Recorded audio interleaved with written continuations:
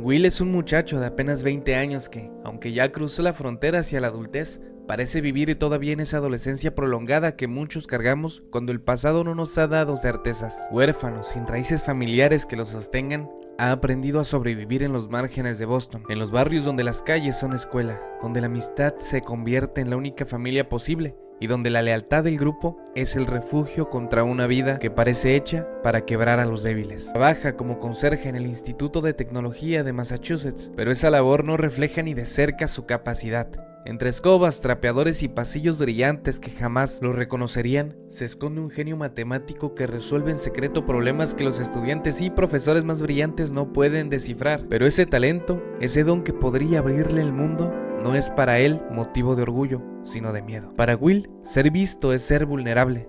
Mostrar lo que sabe equivale a ser expuesto, y lo expuesto siempre corre el riesgo de ser destruido. Su vida en apariencia es sencilla y repetitiva. Termina la jornada laboral, se encuentra con sus amigos Chucky, Billy y Morgan y juntos repiten los mismos rituales: beber los fines de semana, reírse con complicidad, meterse en problemas menores y charlar como si nada más existiera. Sus amigos son como él, chicos obreros de trabajos humildes, de horizontes estrechos. En esa igualdad de condiciones se refugia. Allí no es raro, no es diferente, no es un genio, sino completamente uno más. Ese es su terreno seguro. Pero bajo esa fachada late una paradoja. Cuanto más intenta esconder su mente prodigiosa, más lo consume la contradicción de saber que está despreciando un regalo. Como muchos jóvenes que cargan heridas tempranas, Will se aferra a lo que le da sentido inmediato: la camaradería, las bromas y el barrio. En el fondo no es solo la comodidad lo que lo retiene, es miedo. Miedo a dejar ese entorno y descubrir que, más allá de esos muros invisibles, nadie lo espera, nadie lo quiere, nadie lo entiende. La melancolía de esta primera etapa radica en que vemos a un chico con una riqueza interior incalculable, atrapado en una vida que no exige nada de él, una vida donde brillar es peligroso, donde lo más seguro es ser invisible.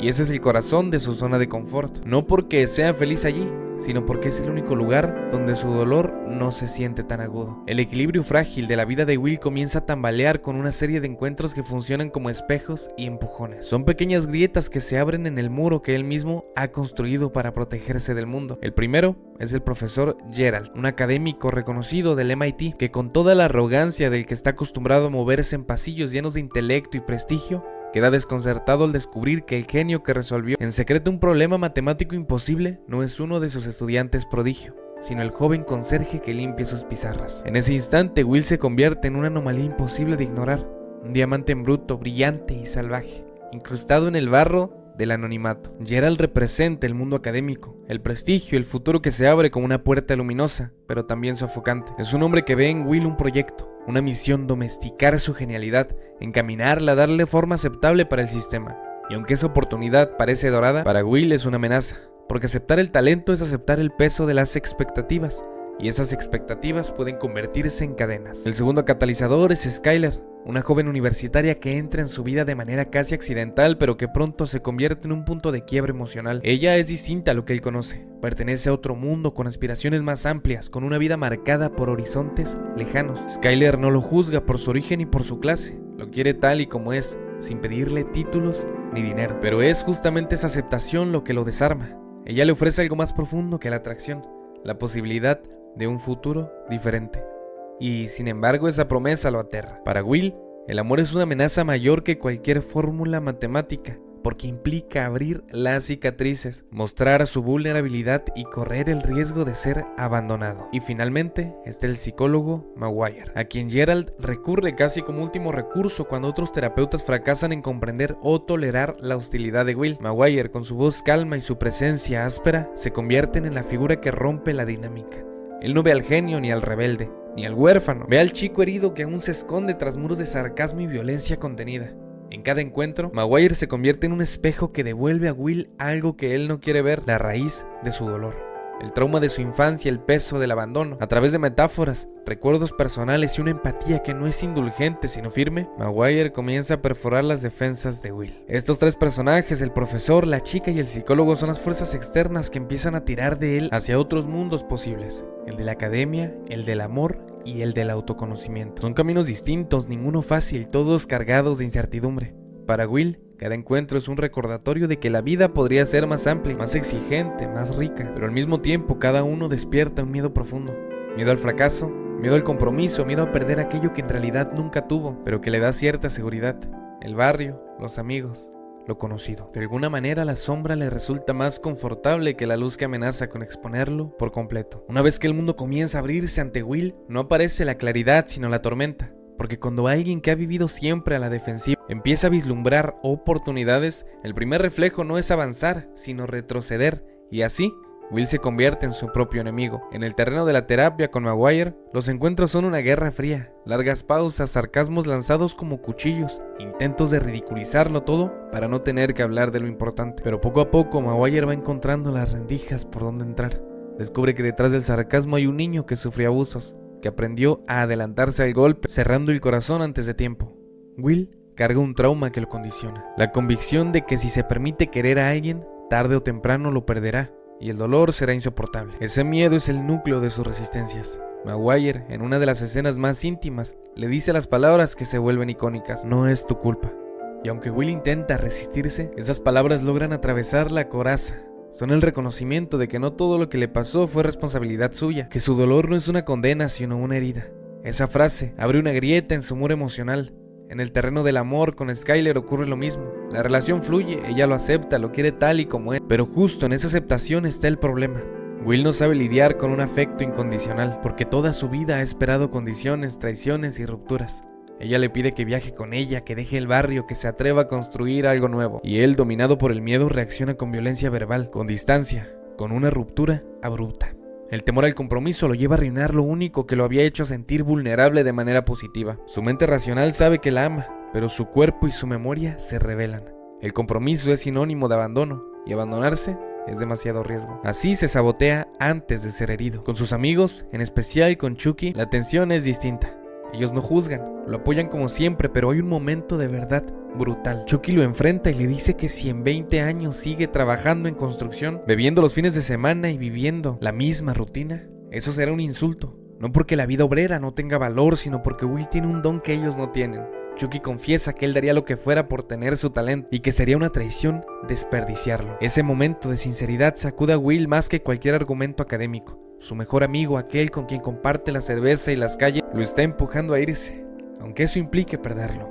Es la paradoja más dolorosa. El amor verdadero a veces se manifiesta como el acto de dejar ir. Y también está la figura del profesor Gerald, quien representa las expectativas institucionales. Él quiere ver en Will al prodigio que puede convertirse en un nuevo nombre dentro de las matemáticas, alguien que haga historia, pero su forma de insistir lo convierte en otro peso. Gerald no siempre entiende que no se trata solo de talento, sino de heridas no resueltas. Su insistencia académica se vuelve un ruido más en la mente de Will, que ya lidia con demasiadas voces: la del amor, la del miedo, la del trauma, la de la amistad y la lealtad. Esta fase es la más caótica y al mismo tiempo la más humana. Es aquí donde se ve con claridad que el verdadero campo de batalla no está en los pasillos del MIT ni en los bares de Boston, sino en la mente de Will. Un joven que tiene todo el potencial para cambiar el mundo, pero que sigue siendo un niño herido que no confía en nadie. Su vida se convierte en un péndulo que oscila entre dos fuerzas: el deseo de avanzar y el impulso de retroceder. Después de tanto forcejeo interno, después de tantas voces externas empujándolo en distintas direcciones, Will llega inevitablemente a un punto de ruptura. Es como si todo lo que había evitado hasta entonces, su pasado, su dolor, sus miedos y hasta sus sueños, lo alcanzara al mismo tiempo. El chico que parecía siempre tener el control, que podía desarmar a cualquiera con un chiste o con un golpe verbal, finalmente se ve obligado a elegir. El proceso de terapia con Maguire se convierte en el detonante final.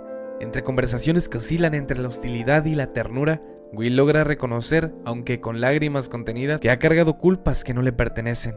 Maguire le repite una y otra vez: no es tu culpa. Al principio esas palabras lo incomodan, lo hacen enfurecer, pero con cada repetición algo en él comienza a resquebrajarse. Lo que Maguire logra no es darle una solución, sino ofrecerle un permiso. El permiso de dejar de culparse, de aceptar que fue víctima y que, aunque no puede cambiar el pasado, sí puede decidir cómo vivir con él. Ese instante en el que se permite llorar y abrazar a su terapeuta es el primer momento en que Will deja de huir. Paralelamente, el eco de las palabras de Chucky resuenan con fuerza. Esa conversación en la que su mejor amigo le confiesa que lo que más desea en la vida es que, algún día, al ir a recogerlo para ir a trabajar, Will ya no esté allí. Es quizá el acto más puro de amistad que aparece en la historia. Chucky lo ama tanto que desea verlo lejos, triunfando, aunque eso signifique perder su compañía diaria. Y ese sacrificio pesa más que cualquier oferta académica, porque si alguien del barrio, alguien que comparte su sangre simbólica le dice que debe volar, entonces ya no es solo una idea externa, es un mandato fraterno. Mientras tanto, la figura de Skyler sigue siendo una herida abierta. Él la dejó ir por miedo. Le negó la posibilidad de construir juntos algo diferente, y eso lo carcome. Pero esa herida también se convierte en motor. Es la evidencia de que no puede seguir huyendo para siempre. Si no se atreve a amar, si no se atreve a salir de su cárcel, se condena a repetir una vida sin plenitud. Y luego está Gerald, insistiendo en su futuro académico, casi desesperado por ver a Will en un escritorio de alguna empresa prestigiosa rodeado de oportunidades. Para Gerald, esa sería la culminación natural del talento. Pero para Will, aceptar ese camino sin resolver primero sus demonios sería otra forma de prisión. El prestigio puede ser otra condena si no se está acompañado de libertad interior. El clímax llega con la decisión final. Will rechaza lo seguro, rechaza lo predecible, rechaza incluso el camino que parecía más lógico. No acude a la entrevista, no firma contratos, no se queda en el barrio por lealtad malentendida. En cambio, escribe una carta a Maguire, donde le explica que si Gerald pregunta por qué no fue a la entrevista, le diga simplemente que se fue a ver a una chica. Esa frase tan sencilla contiene todo el peso de la metamorfosis. Es el gesto más humano, más vulnerable y a la vez más valiente que podía hacer. Elegir el amor, la incertidumbre, la aventura por encima de las expectativas externas. Aquí la película crea un espejo poético. Maguire había contado que, de joven, dejó pasar la oportunidad de ver a su equipo favorito en la Serie Mundial, que prefirió pasar una tarde con una chica, la que después sería su esposa. No se arrepintió jamás de esa decisión. Will, al repetir ese gesto en su propia vida, rinde homenaje a esa enseñanza. Hay decisiones que no se miden en lógica, ni en fórmulas, ni en dinero, sino en el peso que tienen en el alma. La melancolía de este clímax es profunda, porque en realidad no sabemos si Will encontrará a Skyler, si serán felices y el amor será suficiente para curar sus heridas. Pero lo que sí sabemos es que eligió. Y esa elección, por primera vez en su vida, fue hecha desde la libertad y no desde el miedo. El viaje de Will es en el fondo una radiografía de lo que significa crecer con trauma y tratar de amar desde la herida. Su genialidad no es lo que lo define, sino cómo lucha con el peso de un abandono temprano, con la violencia recibida y con la desconfianza sembrada en su infancia. Durante toda la película, lo vemos intentando sabotear cualquier posibilidad de felicidad, porque su memoria le dice que lo cercano es peligroso, que el compromiso es sinónimo de dolor. Lo interesante es que su transformación no ocurre por fórmulas matemáticas ni por discursos grandilocuentes, sino por la suma de fuerzas humanas que lo rodean. Un profesor que lo reta intelectualmente, un amigo que lo empuja a salir del barrio aunque eso duela, una mujer que lo acepta sin pedirle nada más y un psicólogo que lo mira de frente y le recuerda que no es culpable de su pasado. Cada uno de ellos representa un espejo, el deber, la amistad, el amor y la sanación. Desde el punto de vista psicológico, Mente Indomable nos muestra cómo el trauma puede fijar a una persona en la adolescencia interminable, donde el miedo a perder es más fuerte que el deseo de ganar. Y sin embargo, también nos enseña que la salida existe. El camino de la libertad comienza cuando uno deja de huir del dolor y se atreve a elegir. La decisión de Will irse detrás de Skyler, apostar por amor aunque sea incierto, no es la más razonable, pero es profundamente humana. Es el gesto de alguien que por primera vez deja escuchar a su miedo y comienza a escuchar a su propio deseo. Y esa es, tal vez, la enseñanza más melancólica y a la vez más luminosa de la película, que no se trata de tener el talento del mundo, sino el coraje de usarlo en aquello que realmente importa.